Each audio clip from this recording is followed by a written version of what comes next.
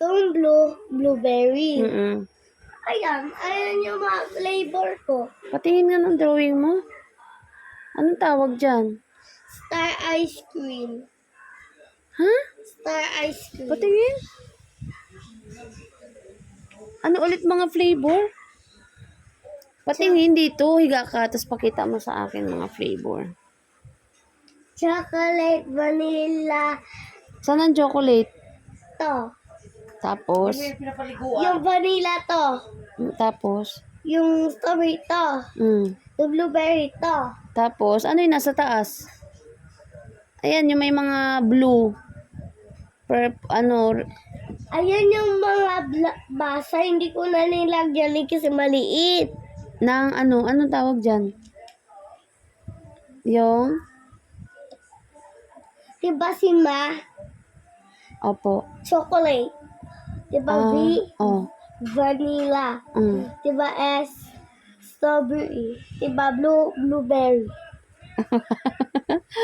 Ang galing mo ah. Ikaw nag-drawing ng ice cream house na yan?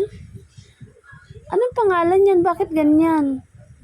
Anong basa dyan? Hindi Ma. Kwarto to. May nakabasa na letter. Ano? Ayan pagkabasa, star ice cream. Star ice cream. Ba't may B? Mami, ayan yung basa sa Saan? sa kwarto nila. Ano yan? Anong basa dyan? Ba't may BR tapos A? Anong R to? P.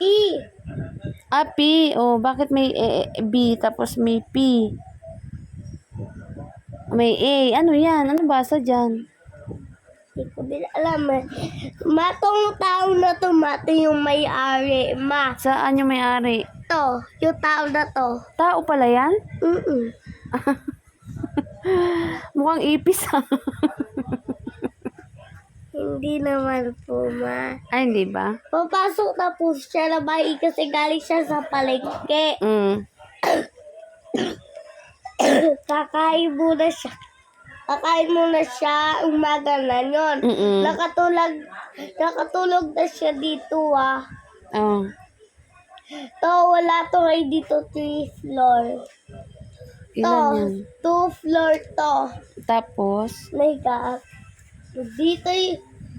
Dito yung mami niya, dito yung ate, dito yung bunso. Saan yung daddy? Wala sila daddy. Ang cute naman ng ice cream house mo.